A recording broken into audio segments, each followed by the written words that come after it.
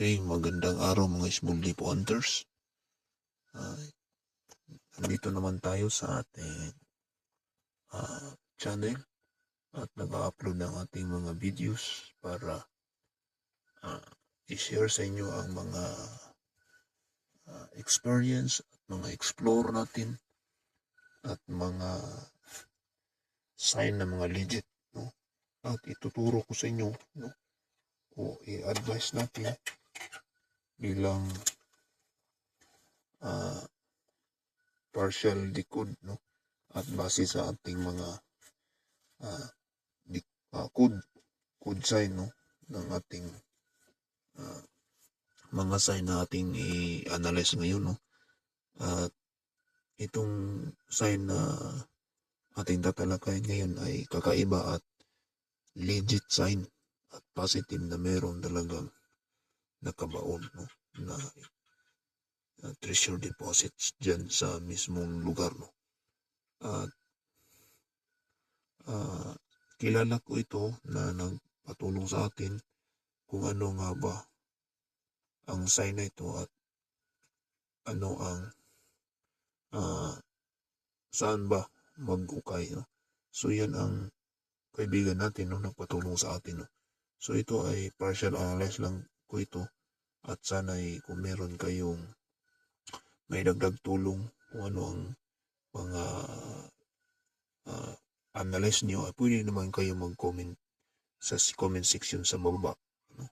At bago natin yan ipagpatuloy ng ating topics mga small deep hunters, ay nagpapasalamat ako sa inyong lahat ng patuloy na pagsubaybay ng ating YouTube channel.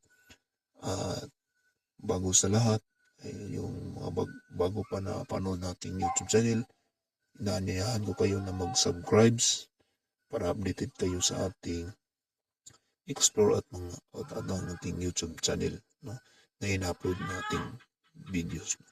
So, dito na tayo mga small deep hunters. Tatalakayin natin itong sign na pinasa sa atin, no? So, ano ang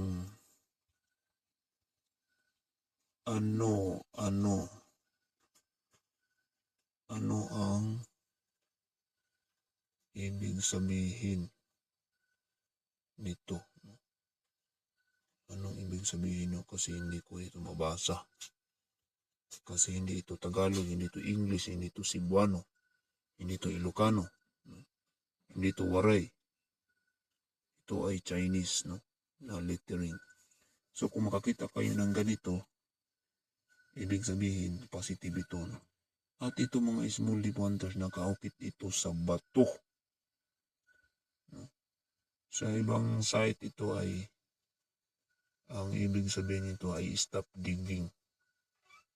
Stop digging ang meaning nito. Kasi yung parang Z, tapos may number 3. Pero hindi yan 3, hindi yan Z. So merong kaparehon yan sa ating code sign. So ang meaning nito ay kung saan ito nakaukit ay hindi kayo dumaan dyan, no? Dyan kayo dumaan sa right way, no?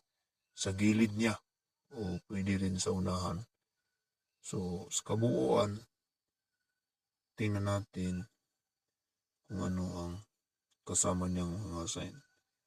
So dito, so yan. Yan.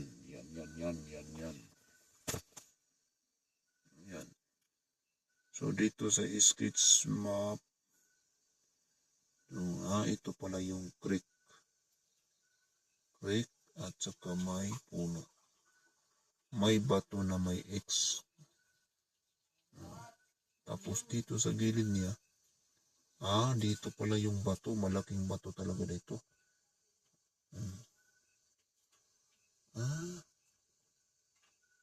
Dito nakaukit. Tapos may footmark.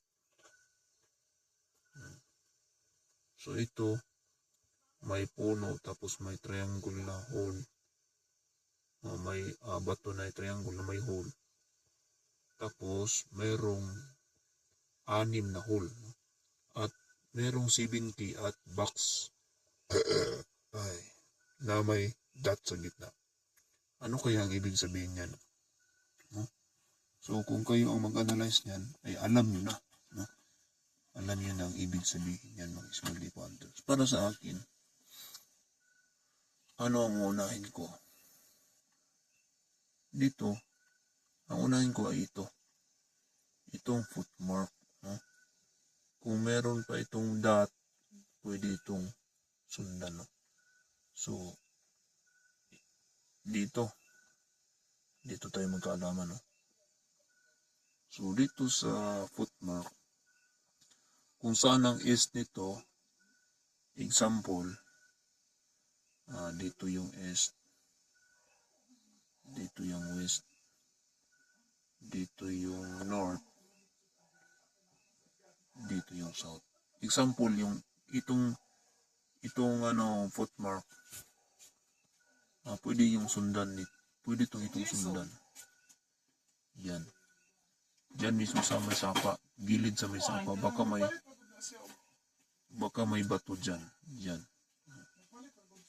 Pero, pwede rin ito ang tinuro niya. Itong bato na may engrave na box na may dot. Anong ibig sabihin niyan mga small leaf wonder to? Pag X na may box, ibig sabihin niyan ay may item.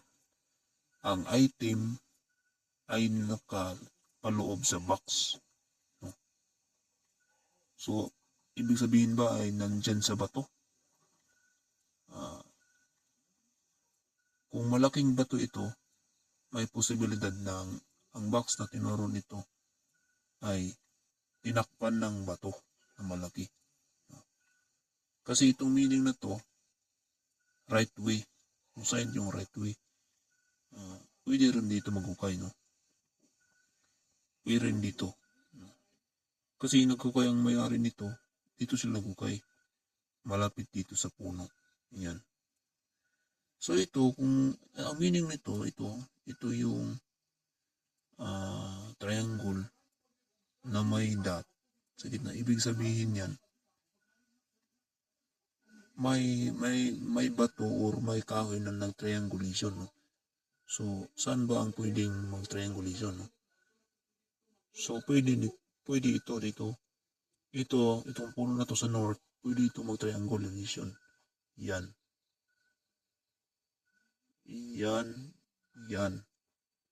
Itong bato na to na may hole. Tapos yan. Yan. So, dito, ang hole na to ay pwede rin dito ang hole o di kaya dito. Gilid niya. So, balik natin. So, triangulation. So, dito yan. Yan. Tapos dyan. Yan. So, ang yung hole na yan, yung hole lang yan. Pwede, ang hole yan ay dito. Dito yung item or dyan mismo ka maghukay. No? Kung wala dyan, dito ka maghukay. Sa triangulation na to. No? Yan. Yan. So, dyan. So, sa ilang kanilang hukay, dito sila naghukay. Dito banda sa kahoy yung may triangle na may dot. No? So, ano yung ibig sabihin nito mga small leaf hunters? Yung 6 na hole. Yung 6 na hole, ibig sabihin niyan sa coding, a line of box. So, maaring 6 na box na binaon dyan sa area. Kasi ito yung 7K, boxes of gold yan, di ba? So, positive kasi ito, nagko-confirm na may box. So, malamang, mayroong underground passageway dito ng small leaf hunter, no? Diyan. Sa nag-triangulation yan, pwede kayong maghukay dito sa malapit sa puno. Pwede dyan. Pwede dyan kayo maghukay. Pwede rin dito. No? Kasi malaki daw itong bato. Ito. Malaki daw to. Pwede dito kayo maghukay. Sa gilid ng creek. No? Di ba? Gilid ng creek.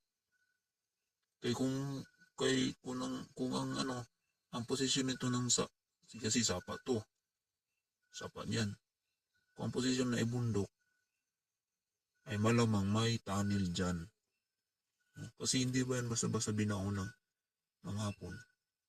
Itong 6 bucks, no? Isipin nyo, 6 bucks of gold. 6 bucks of gold. So ito nagpapahati na may box talaga. So anong ibig sabihin yan? Box na may dot. Ibig sabihin, under mismo nitong malaking bato. No? So paano yan hihukayin? Ay kung hukayin yan sa gilid, malamang malaking trap ito. So kung mayroon kayong simblak, pwede rin simplakin yun itong bato. No? Simplakin yan. Huwag nyo nang sirain. No? Simplakin yan. Itagilid mo dito banda. No? O di kaya hatiin nyo dito. Hatiin nyo yan. 1, 2, 3. Para tanggalin itong bato na to. At dyan kayo mismo maghukay. Pero kung hindi nyo yan kaya, dito kayo maghukay banda. Kasi yung hula to, ito, yan. Sa triangulation yan, dyan ang item. So, posible, malapit sa creek. Kasi may puno dito, nagpapaypawati na may X. So, anong ibig sabihin kung may X dito? Posible na may item dito. So, posible may giveaway dito. Ito sa puno. Kasi itong yung footmark, ito yung sinabi ko. Pag footmark, distance yan. Maaaring 15 meters yata dito. 15 meters o 25 meters o 35 meters. Sundin yung footmark. Pwede rin unahin nyo yung giveaway. So kung meron sana tayong picture nito, itong X dito, na parang may arrow, lagyan ng arrow. Kung talagang X dito, pwede kayo maghukay dyan mismo sa gilid ng kahoy or tanggalin nyo yung bato. Kasi yung mga giveaways kadalasan meron sa malapit sa gilid ng sapa. So ito malaking deposit ito. Malaking deposit ito. Kung dito ang east, example, kung dito ang east, east dito, west dito. Dito may north and south. So, isipin natin ito yan, triangulation yan. Yan ang compass. So, ito ay kung dyan nakaturo, ibig sabihin yan, positive yan, no? Pero hindi natin alam, no? Kasi hindi yan ilagyan ng saan ng east, west, north, and south. So, yan lang mga small lipo hunters, no? So, yung may-ari dito, sir, unang-una sir, klaruhin mo ito, yan. Klaruhin nyo yan kung ano yan. Kung X ba to na may arrow, ano ba yung arrow na yan, or yan lang o di kaya ito na may parang X, tapos may pababa siya na paganyan. So, kung legit yan, makita natin yan. Kung pababa dyan mismo sa puno na yan, ibig sabihin, may laman dito, no? Or under sa kahoy o sa puno. So, dito yung una-una, no? Number 1, ang prospect, no? Bago nyo hatakin itong malaking deposit. Una-una, anong bantayan niyo ng pagtirahin nyo ng malaking deposit? Number 1, poison. Poison. Meron talagang poison yan. Number 2, water trap.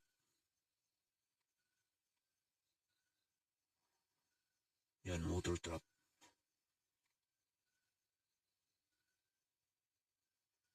Number 3,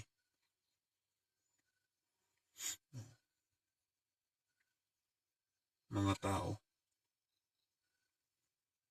Mga kasama mo. Importante yan sa hunting, no? Unang-una, mga tao ang kukonsiderahin kung sino ang mga kasama mo dyan. Ikalawa, yung pagtrabaho na matubig ang area. Kasi kung ito ay kasi malapit ito sa sapa, malamang ito nakabound ito around water, no? Pag around water, ibig sabihin posibleng mayroon silang trap dito na makapasok ang tubig dyan. So itong malaking bato, malamang mayroong underground passageway dyan. Dyan mismo. Passageway. Dyan. So ingat kayo dyan mga sir. Baka mapoison kayo dyan. Ako naman meron namang nagsasabi sa akin niya. Lahat ng tinuro ko na poison raw. Gago. So, dapat kayo dyan kayo mag-hunting sa inyong area. Dapat ingat kayo. Kahit hindi kayo natumbok ninyong exact na digging, magbatsyag kayo sa mga hukay nyo, baka poison na yan. So, huwag niyong unahin ito. Kasi malaki niyan. Medium deposit niyan. So, balik natin example dito natin i-apply ang tinawag na big depo. Example, kung dito yung medium depo, kung nanditong east, tapos west dito, north and south, malamang ang big depoan yan, nandyan lang mismo sa tabi niya, big depo. So kadalasan yung mga small depo, nakala niyan sa east, west, north and south. Malayo na malayo, hanggang 50 meters yan ng layo. So, kung ito, yung malaking bato, kung sa palagay mo, ang layo ang distance niyan ay dito sa puno niyan, hanggang dito sa puno, mula sa bato, pag 50 meters yan, pasok niyan sa small depo. Kasi may ikso na may araw sa pababa. Kung talagang araw niyan. Kasi yan ang ginuhit mo sa sketch map mo. Yan. Pero, ingat pa rin dyan sa poison kasi may poison yan. Kahit walang poison trap dyan, baka dyan mismo sa item, pinalot na niyang poison. Kaya ingat kayo mga small depo hunter, no? Lalo sa may-ari nitong area, no? Kaya kung ma-hits nyo ito, balitaan nyo ako nyo mga small depo hunter, no? Baka ma-hits nyo ito. Kasi ito, legit ito. Ito, meaning yan, diretso. Diretso yan under, no? So, ibig sabihin, siguro kung magkalapit lang itong dalawang bato, ibig sabihin yan, ay nandyan mismo, under ka mismo. No? At dito ka maghukay, dito banda. Dito, kung sa triangulation yan, no? Yan. Oh. Yan, tapos ang hole dito. So, pwede ring dito ka maghukay. Dumistansya ka lang sa bato na yan. Pero kapag malaking hukay nyo dyan, tapos na nadungaw na yung malaking bato, yung itong malaking dalawang bato, ay malamang trap na yan, babagsak niyan sa inyo. So, ang gawin nyo yan, tanggalin nyo itong mga bato. Gamitan nyo ng simblock. Yan. Yan ang inyong gagawin.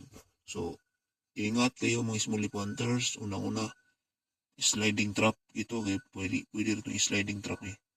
Itong bato na ito na malaki. Huwag niyong isipin niya, malaking bato ito, hindi ito ba yan basta-basta matrap. Ay, trap na yan kasi nakalagay na dyan eh. Yan no. So, number 1 prospect dito sa punong kahoy. Number 2, kung meron kayong metal detector, i-detect nyo itong bato. Itong bato na to, detect nyo yan. Ito, detect nyo yan. Try and error lang tayo mga small leaf hunters. Kasi hindi ako nakapunta dyan sa inyong site. So yan. Pukpukin nyo yan. Pwede gamitan nyo ng maso. Pukpukin nyo itong palibot nyan. Itong bato na yan. Baka may halo dyan. Baka may giveaways dyan. Yan. Dito. Yan. Wala lang eh. Dyan. So yan mga small leaf hunters no. So yung hukay nyo dito o kahit saan dyan ay huwag kayong maghukay dyan.